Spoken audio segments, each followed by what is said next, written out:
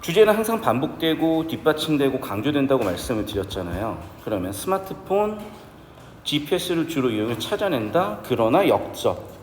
그럼 봐봐.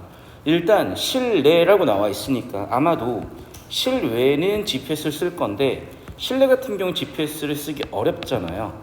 해결 방법이 있어야 되겠죠. 인접 기지국을 활용하는 방법이 있겠네. 벌써 구조적으로 뒷받침되고 있으니까 스마트폰 어떻게 찾아내는지가 그래 주제로 바로 세팅이 됐고요. 일단 첫 번째로 GPS 같은 걸 쓰려고 했으나 벌써 안 되고 기지국을 이용하는데 기지국을 어떻게 이용하는지 안 나와 있으니까 그 내용 원리를 구체적으로 살펴봐야 되겠구나 생각을 해야 되겠죠. 그래서 세 번째 줄에 그 원리가 나왔습니다. 어떤 기지국에서 스마트폰에 신호가 수신되면 쓰이는 커브죠. 그 스마트폰은 기지국 중심으로 하고 수신 가는 거리를 반지름으로 하는 원형 지역 내에 있다고 볼 수 있고 그렇게 추정 범위를 정할 수 있다. 이펙트 결과. 결국 이거죠. 무슨 얘기냐면 지금 기지국에서 전파를 쏠 거란 말이야. 그러면 전파가 수신될 수 있는 거리가 반지름 R이라고 하면 이 R만큼의 거리를 반지름으로 하는 이 원 안에 있겠죠, 당연히. 됐죠? 그림 이해를 하면 되게 쉬워진다는 거예요. 그림이 그냥 있는 게 아닙니다. 그래서 이 그림을, 이 원을 추정 범위라고 하는 거고 사실 1단락 그림은 없어서 1단락에 제가 바로 그림으로 이해해 볼게요. 그림으로 이해해 보면 이거죠.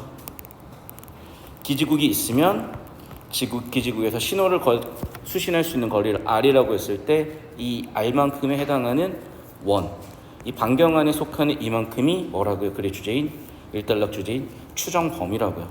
1단락 주제 세팅을 하면 스마트폰 위치 추정 어떻게 할 것이다?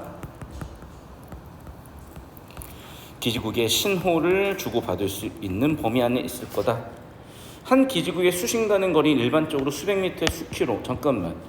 아니 그럼 핸드폰 잃어버렸다고 생각을 해요. 여러분 핸드폰 잃어버렸어요? 어떻게 찾을 거냐고. 기지국 수신되는 신호를 찾을 거야. 아니 수백 킬로, 수킬로 어마어마하게 넓은데 어떻게 찾을 거냐고.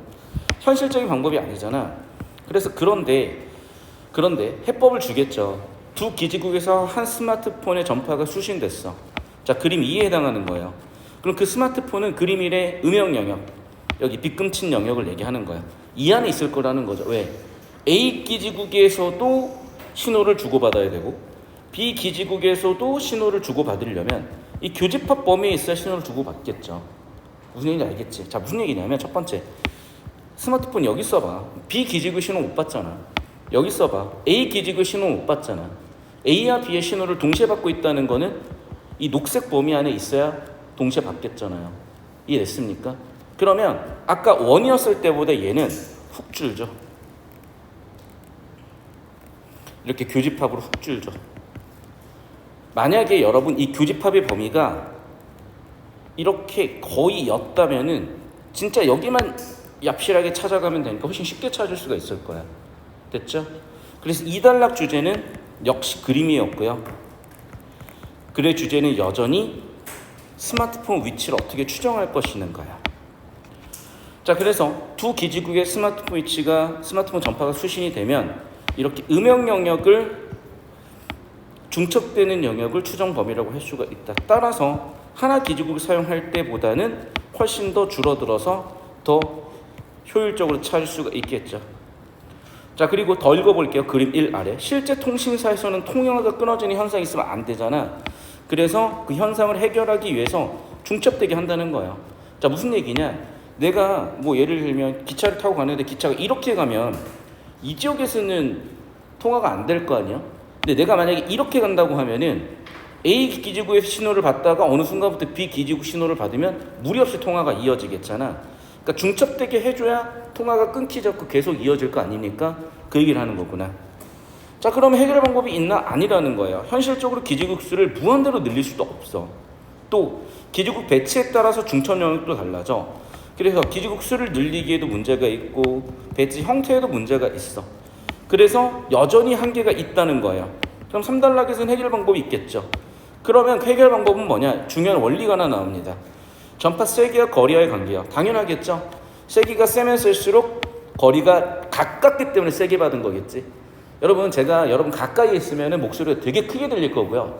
봐봐, 마이크를 내가 여기다 댈 때 말할 때랑 여기다 대고 말할 때랑 다를 거라고. 지금 이 마이크로 듣는 친구들은, 우리 친구들 역시 마찬가지. 자, 당연히 그러면 전파 세기가 어느 정도냐에 따라서 거리관계를 계산할 수 있다면 당연히 정확하게 파악할 수 있겠죠.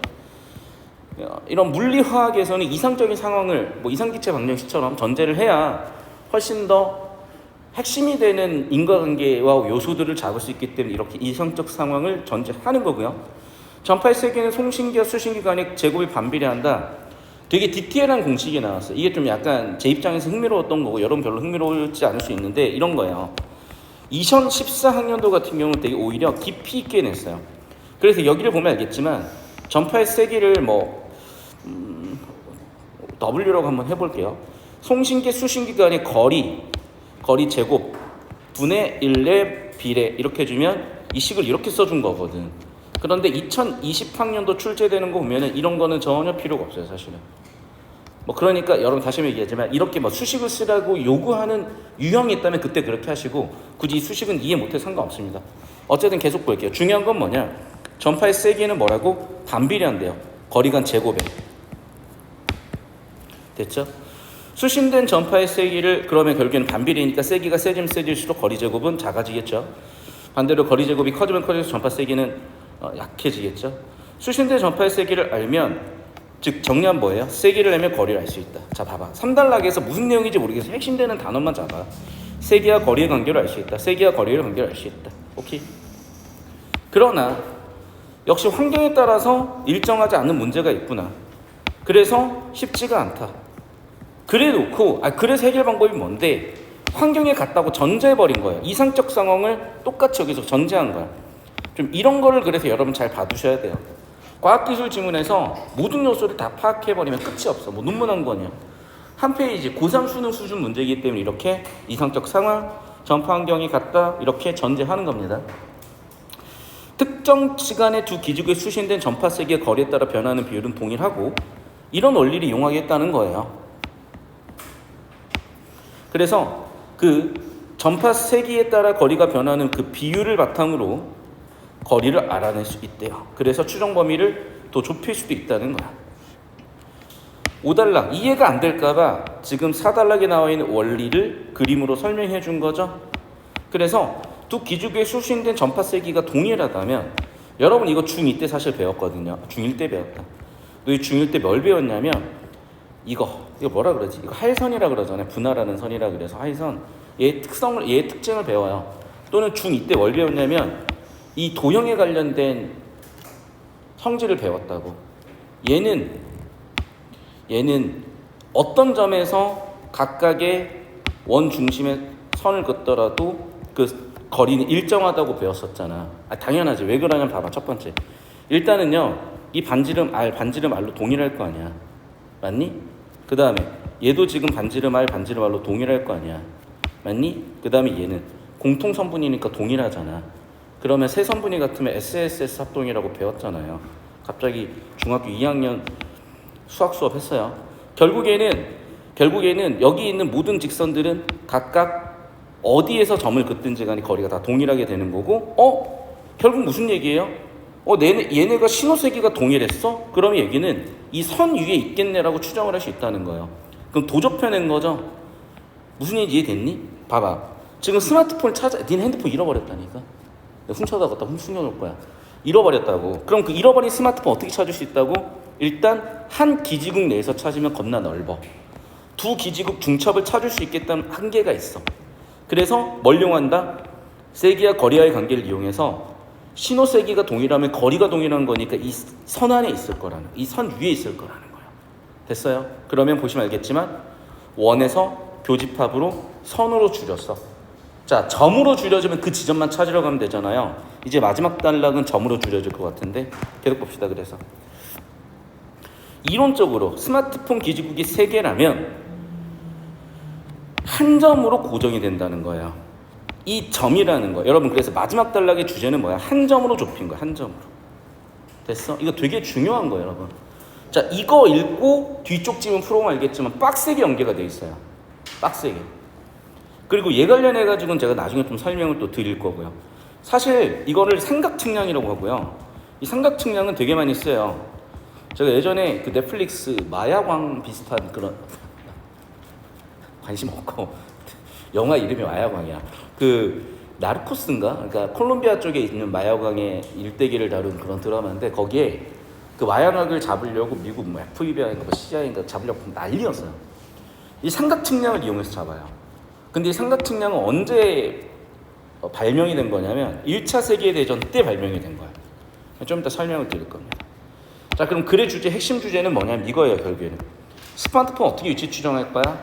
기지국. 2개 있을 때는 교집합. 정확하지 않으니까 세기를 이용해서 선으로 마지막 한 정까지. 됐어? 그래서 이걸 이해했어야 이 문제가 풀린다는 거예요. 3개 원이 있으면, 자, 마지막 단락 이거잖아. 3개 원이 있으면 한 점으로 대응시킬 수 있다니까. 그러면 한 점 있는 거 가밖에 없는데 뭐 보나마나 1번이지 끝이지. 이해되셨습니까? 자, 그럼 왜 더더욱 1번이 되는 거냐 설명을 간략하게 드리자면, 자, 지금 여기서 각각 거리가 일정하다 그랬잖아. 맞죠? 방해부령 평지에서 ABC가 한 변에 1km인 거야. 근데 수신 가는 거리는 700m로 동일했고요. 특정한 시각에 한 스마트폰 송신대 신호가 동일한 색이었으니까 같은 거리에 있겠죠. 됐니? 그럼 같은 거리에 있는 놈들은 이 점 이거밖에 없으니까 답은 1번 끝이었던 거야. 됐어? 그런데 여러분 잘 들으세요. 이걸 이해를 못했어도 괜찮아. 왜? 여러분 제가 그래서 구조 죽어라고 털라고 하는 거야. 여러분 구조는 털 수 있잖아요. 우리가 구조에 집중했다면요, 마지막 단락 보이시죠? 핵심은 뭐야? 한 점으로 찍어낸다니까?